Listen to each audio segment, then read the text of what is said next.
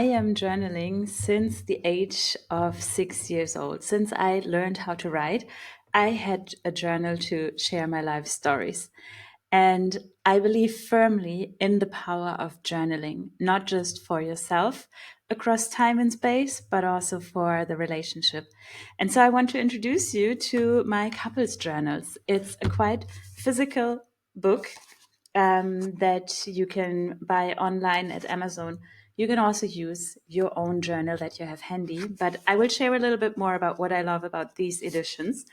And I want to give you some practical ideas on how to use it and how it's gonna benefit your relationship. So, first off, um, do you still remember these movies, Pride and Prejudice? Let's go into that era of time, right? Relationships at that time were experienced completely different.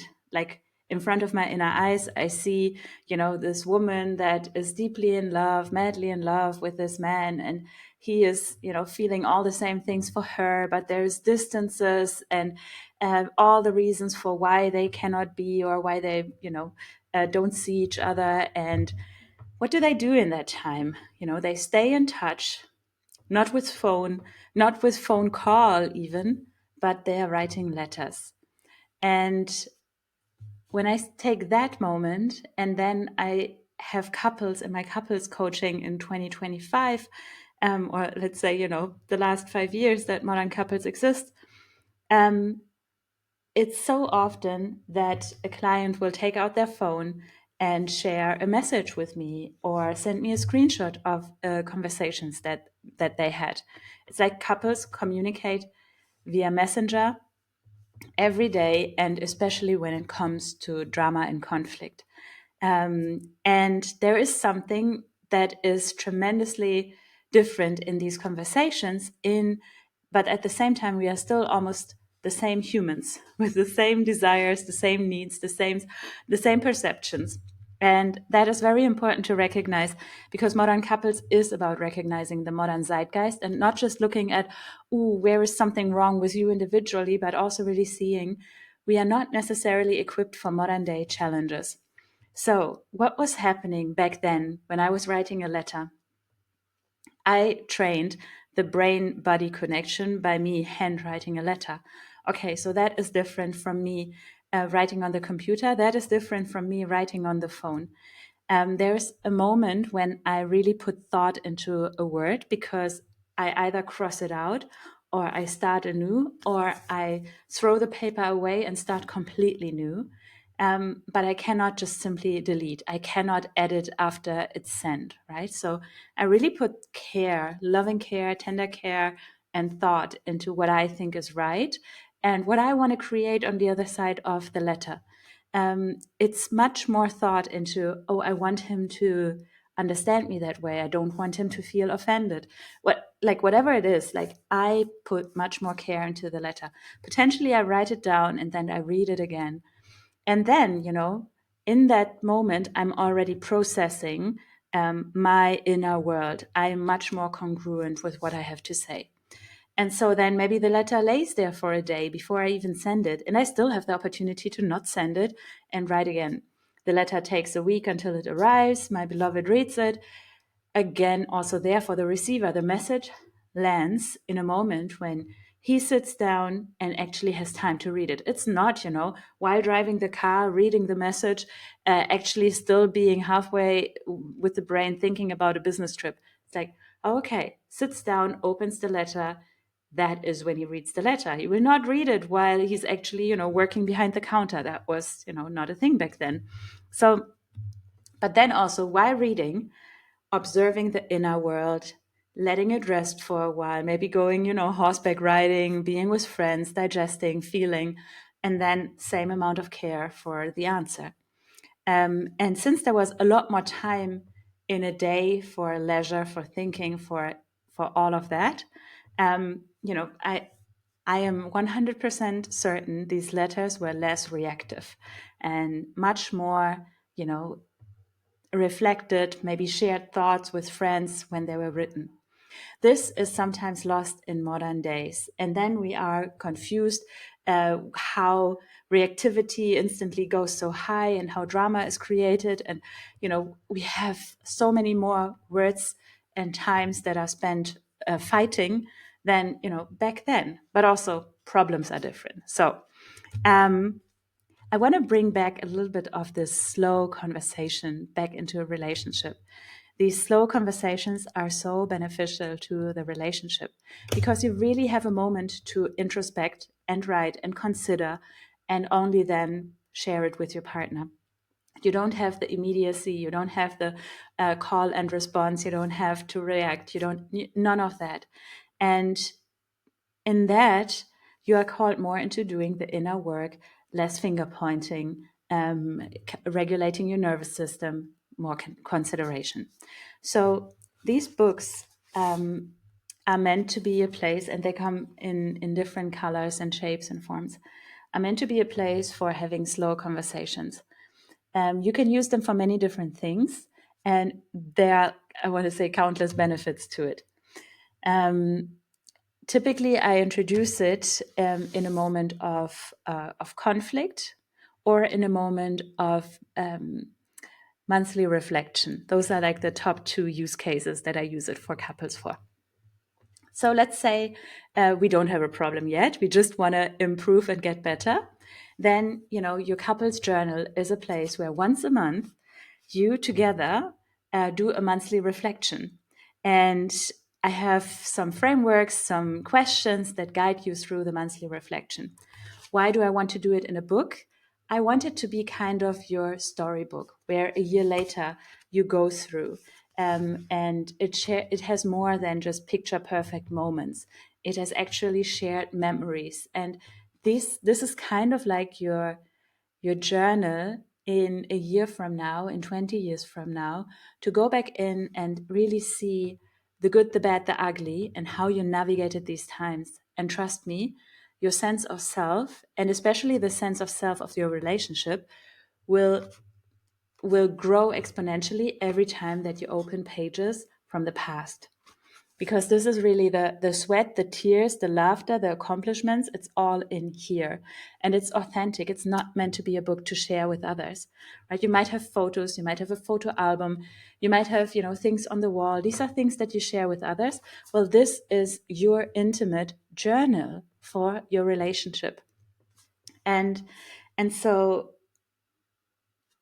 as humans, if there's one thing that has survived over time and centuries and millennia, it's the art of storytelling.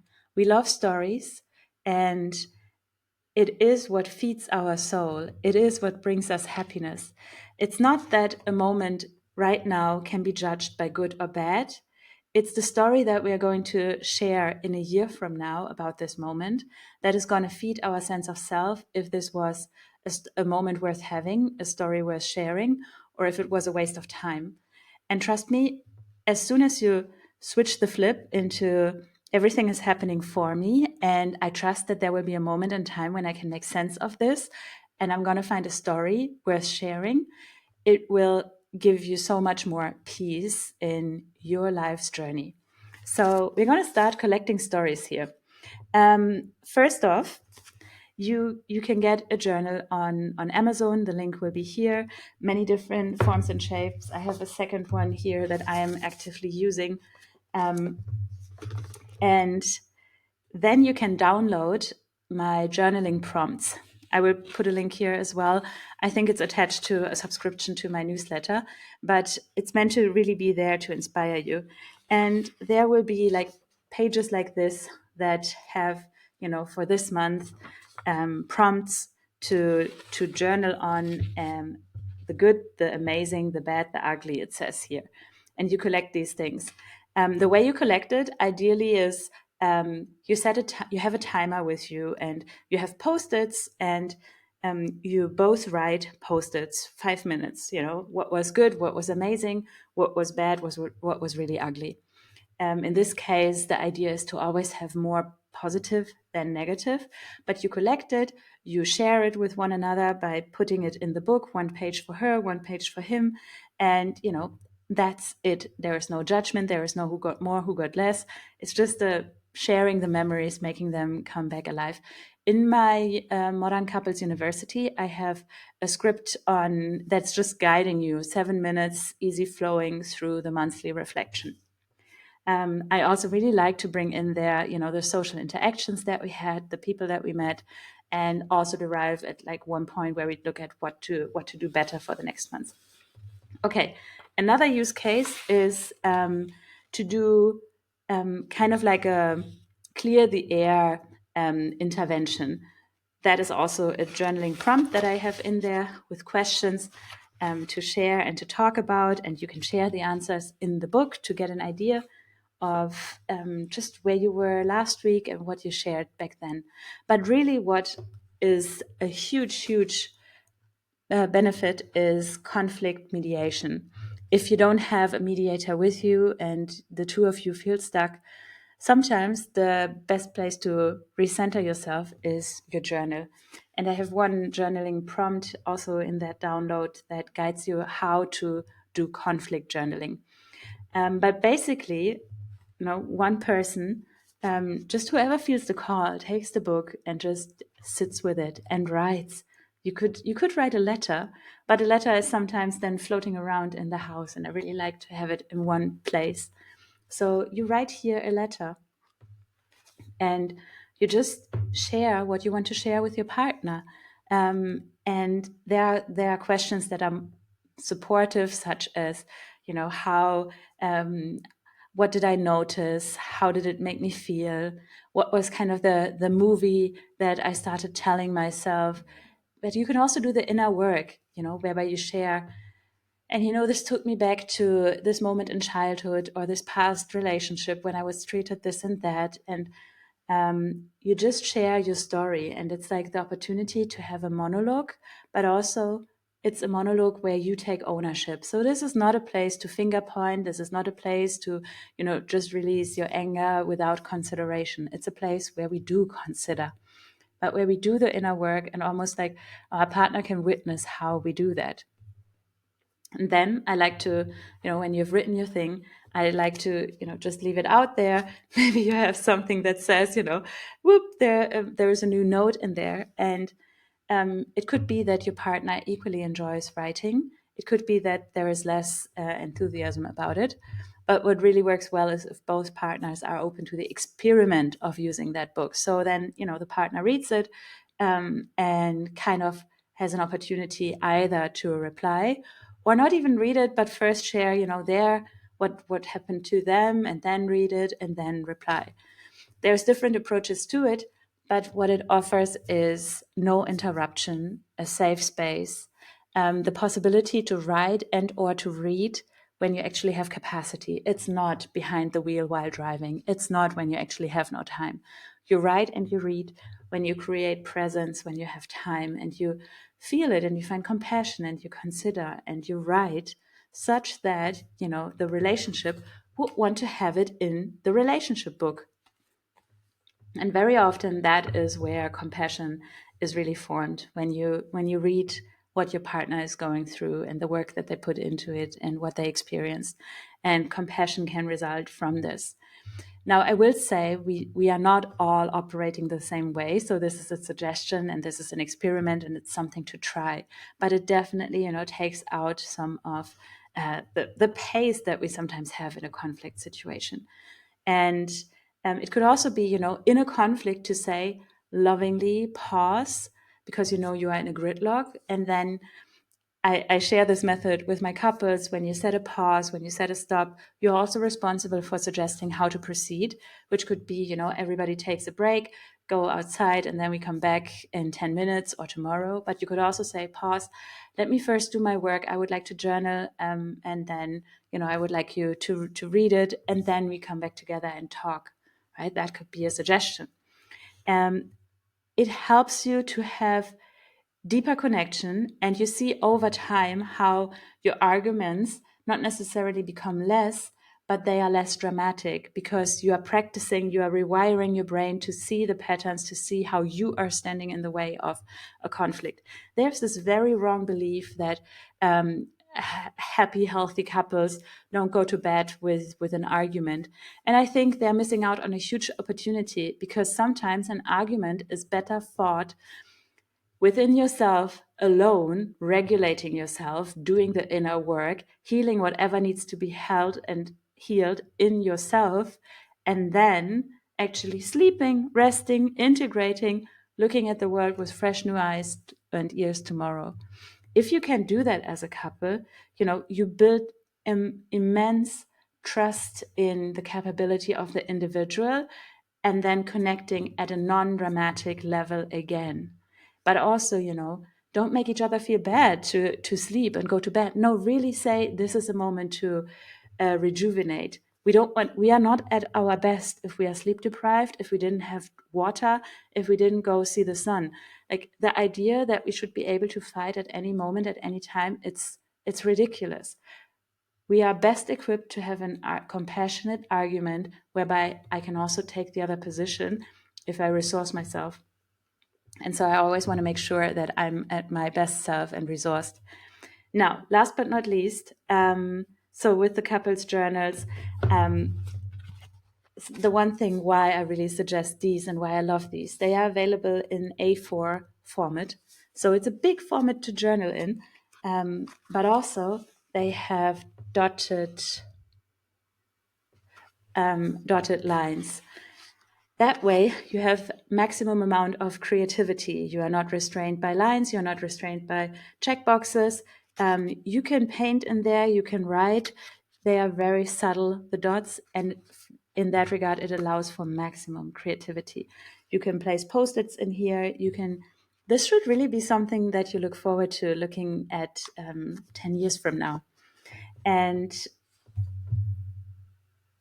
yes, Amazon, different books. I love to keep everything nice and tidy in there. And I want to introduce you to one more book that is not a notebook, but a yearbook. So if you feel like you want a little bit more guidance journaling together, then this book is a guide that guides you throughout the year, and it has designed pages. So it's in colors, and it, for example, guides you through the moment of reflection as a couple. There's questions already in here. It guides you through the outlook, the planning for next month. And so it's more taken by the hand with very cool frameworks and questions.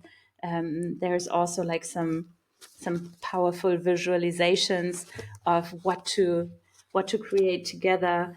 What is your secret sauce as a couple? There's some rituals in there that embrace the seasonal energies, like what to do in winter when it's nice and cozy, and how to be with that element. So that is the yearbook, and it's specifically designed for modern couples, for entrepreneurial couples. So yeah, have a look at that. If you are a founder, if you are an entrepreneur, if you are business oriented and the business is sitting with you at the family table, this is designed specifically for you. If you don't have a business next to your relationship, then you adapt it just a little bit to the modern day of a couple. I love these books, and I would love to hear how they land for you. So enjoy the use very, very much. Can I say it like this? Well, and enjoy them, have fun with that. And I will say the rewards of journaling exponentially increase over time. So you do the work now, but it's going to come back plentiful over time. When you see the patterns, when you are able to bend time, when you have the success stories there that help you in a moment of overwhelm, all of that is so essential to your sense of self and the sense of the relationship.